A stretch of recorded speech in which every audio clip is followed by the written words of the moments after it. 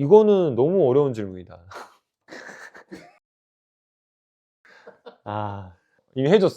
받은 이렇게 한 거야? 받은 사람이 이러면 안 되지. 상으로는 이런 스윙 같은 건 보지 마세요. 이건 배우고 코스를 보세요. 근데 A조 가기는 그만큼 A조의 벽이 높은 거예요. 좌절하지 마시고 계속해서 도전하세요. 쳤던 경기는 10만이 안 됐습니다. 네, 제가 말한 것들은 이루어지지 않았지만 그래도 계속해서 1월이지만 계속 10만원 쭉 가야 됩니다. 진짜 얼마 남지 않았기 때문에 1월 달에는 이제 10만도 달성했겠다.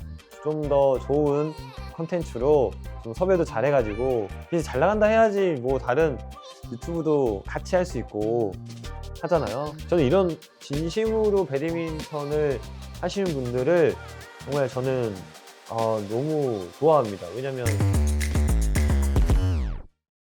자, 배물보가 다시 할게요. 네. 자, 배물보가 돌아왔습니다. 네, 많은 분들이 좀 많은 관심이 생긴 것 같아요. 제 생각입니다. 이거는 제 생각을 가지고 얘기하는 거기 때문에 또 이용되는 그랬는데 왜 코치님 왜 그러세요? 그런 말씀 하시면 안 돼요. 제 개인적인 생각이에요. 저는 제가 느낀 배드민턴과 코치님이 알고 있는 그런 지식은 다른 거기 때문에 그게 맞을 수도 있고 제가 맞을 수도 있고 제가 틀릴 수도 있는 겁니다. 그래서 여러 가지를 시도해보고 본인에게 맞는 거를 하는 게 저는 가장 중요하다고 생각을 해요. 정말 우리 또 배드민턴 선후배님들이 레슨 많이 하시잖아요. 정말 저는 응원합니다. 네, 저도 누군가 가르쳐 볼 때 너무 힘든 점이 많아요. 근데 저도 정답은 없어요. 제가 이런 걸 가르쳤을 때, 아니면 저도 이걸 했을 때 맞는지는 의심이 되거든요.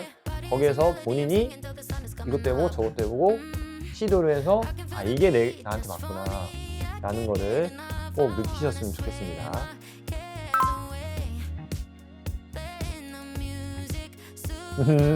그러니까 그런 게 있는 것 같아요. 예를 들면 상대방이 서비스 쳤는데 네트를 일부러 맞춰서 이겨요. 그러면 미안해 안 할 때가 저도 많아요.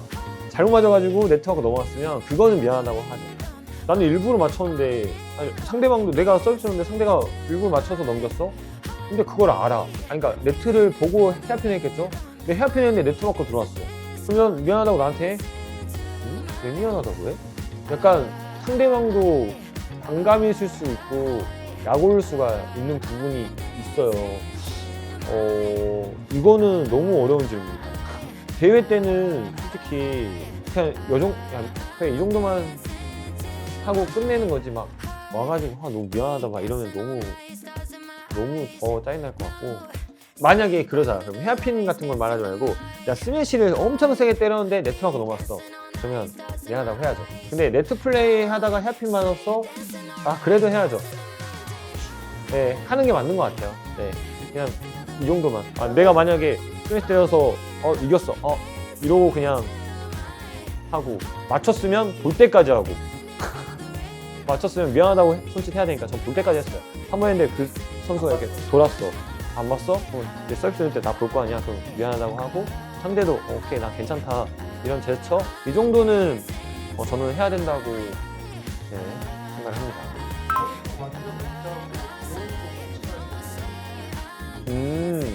야, 그쵸. 돈 많이 주면 하겠죠.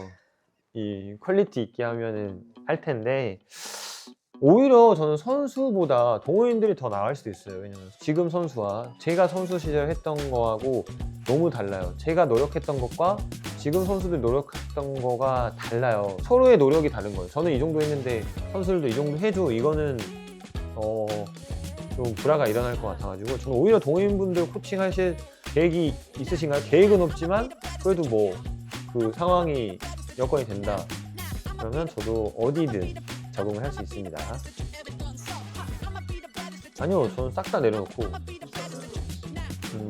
동호인 코칭을 하는데 승급을 시킨다고요?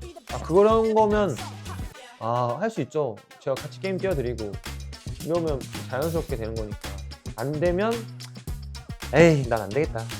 안 돼. 왜냐면 나는 운동을 많이 시키는 스타일이에요. 내가 시키면 혹시나 부상당하고 이럴 수 있기 때문에 뭐 승급이 아닌 동호인 코치를 생각은 해보겠습니다. 네, 센터에서 우리 다 같이 운동하고 막 내가 딱딱딱 해주고 그 정도만. 네, 일부 방영 무조건 되고요. 거의 선수들의 의견이 제가 볼 때는 그래도 50% 이상은 돼요. 50% 이상은 되고, 제가 그 파트너를 결정할 때도 의사를 물어봐 주세요. 그때 제가 오케이를 해야지 하는 거거든요. 펜싱으로 파트너를 드셨던 것 같고. 타이밍이 안 맞았네요. 우리가 타이밍이 안 맞았다. 저는 선수를 계속 하고 있기 때문에 88T를 좀 오래 썼었어요, 솔직히. 그래서 이게 세월이 정말 야속하다고 항상 하잖아요. 이제 무거운 거 못 쓰겠어요, 솔직히 말해서. 그래서 이제 조금 가벼우면서도 스윙 속도를 높일 수 있는 거가 뭐가 있을까 고민하다가 70%를 누군가 썼는데 제가 한두 번 써봤는데 너무 괜찮은 거예요. 그래서 좀 바꾸게 됐죠. 하나 더 사세요. 아니면 빨리 구독해가지고 제가 하나 이벤트 걸 테니까 꼭 당첨되시길 바라겠습니다. 일단 여자분들은 좀 낮은 걸로 선호하세요. 왜냐면 딱딱하면 공이 많이 안 나갈 수 있어요. 이 파워하고 이 스킬에 따라서 약간 그런 점이 있는데, 남자는 텐션이 높으면 좀 더 좋아요. 왜냐면 뭔가 셔트코에서 붙어 나가는 느낌이 되게 좋거든요. 제가 추천드리는 거는 여자분들은 한 28, 30 정도면 될 것 같고, 남자들은 한 31에서 33? 네, 저는 그렇게 쓰고 있거든요. 31에서 33 정도가 적당한 텐션이라고 저는 생각이 듭니다. 낮은 레벨이면 낮은 게 좋고요. 왜냐면 처음이니까 일단은 많이 안 끊어지는 게 좋잖아요. 높아지면 이게 스트링 많이 빨리 갈리고 빗 맞으면 끊어질 확률이 조금은 있어요. 왜냐면 텐션이 너무 강하니까 안 맞았을 때 무조건 딱 끊어지겠죠. 처음 시작하시고 비기너들은 좀 약간 말랑말랑해서 많이 쳐보면서 느낌을 느껴보는 게 저는 필요하다고 생각합니다.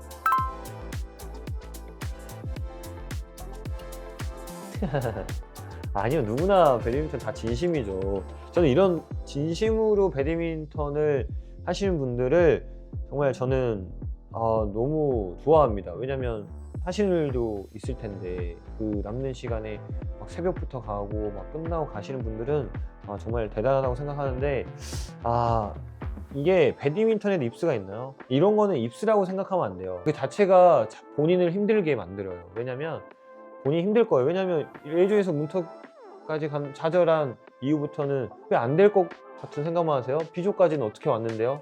B조까지 올 때까지는 뭐 그런 거 없었을까요? 근데 A조 가기는 그만큼 A조의 벽이 높은 거예요. 좌절하지 마시고 계속해서 도전하세요. 졌던 경기를 만났던 팀과 비슷한 플레이를 하는 사람을 만났다면 졌던 기억이 더 떠오르고요.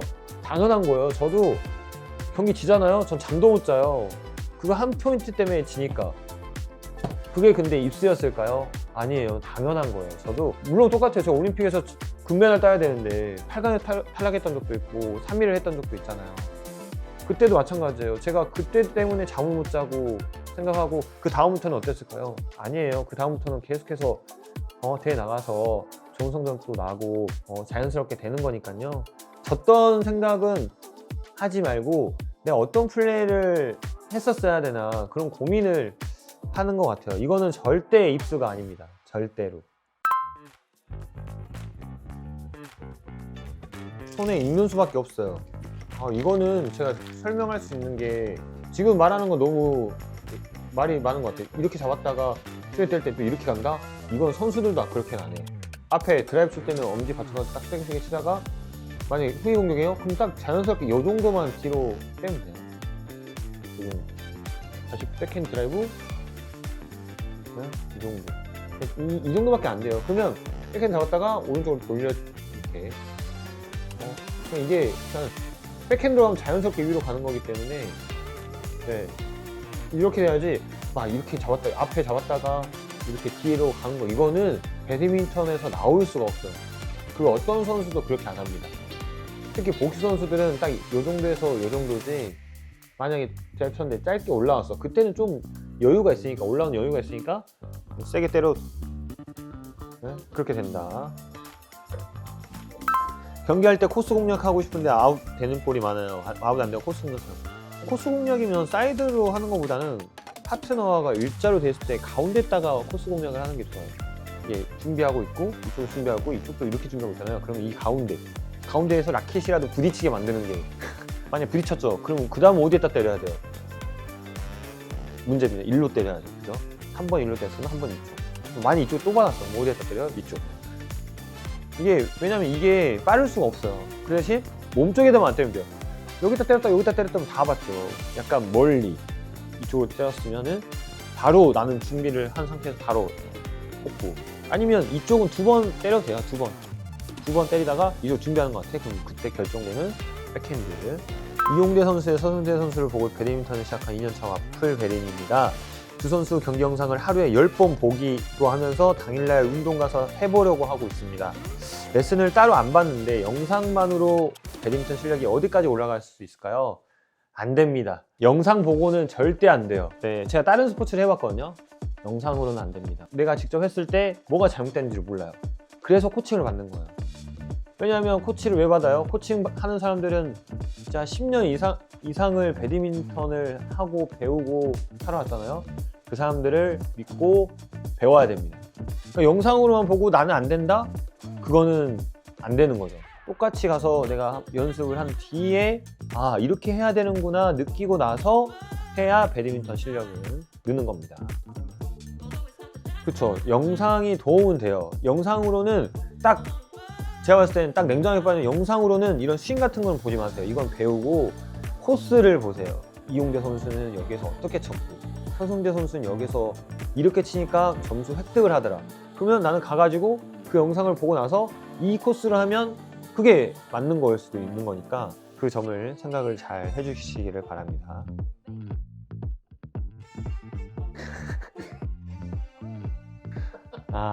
아니 그럴 수 있어요. 진짜 그럴 수 있어. 내가 솔직히 다 해드리고 싶지만 제가 만약에 한 명 해드리면 갑자기 또 다 오시니까 저는 정해져 있는 시간이 있고 그럴 때는 조금 이걸 해도 되나? 그리고 저를 해주는 또 스텝도 있고 이럴 때 어떻게 하냐 저 개인적으로도 좀 갈등이 많을 때가 있거든요. 네, 갈등의 표정이라고 좀 생각을 해주시고 앞으로는 잘 받아들여야 되니까요. 제가 네, 열심히 앞으로도 웃으면서 네, 사인과 사진을 찍어드릴 수 있도록 노력하겠습니다. 이미 해줬어. 이미 해줬어. 받은 이렇게 한 거야? 받은 사람이 이러면 안 되지.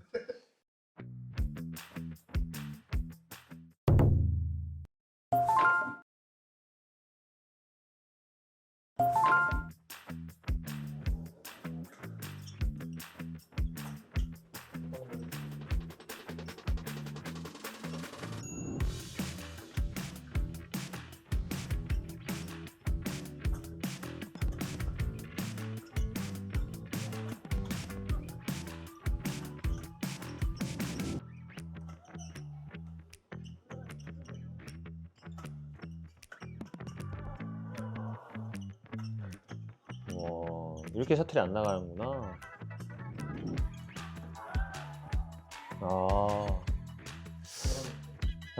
그쵸. 이게 선수들도 셔틀이 안 나가면 너무 힘들어요. 그래서 제가 그거를 끝내려고 세게 막 온몸을 써서 때리다 보니까 내 체력 소모가 너무 큰 거야. 어차피 내가 세게 때려도 상대는 그냥 쉽게 받는 상황인데 근데 내가 때리다가 한 번에 공격 전환을 당해요.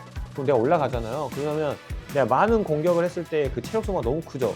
그러면 수비도 잘 안 된다는 걸 제가 느꼈어요. 깨달은 게 뭐냐면 무조건 모션 드롭을 섞는 건 아주 좋아요.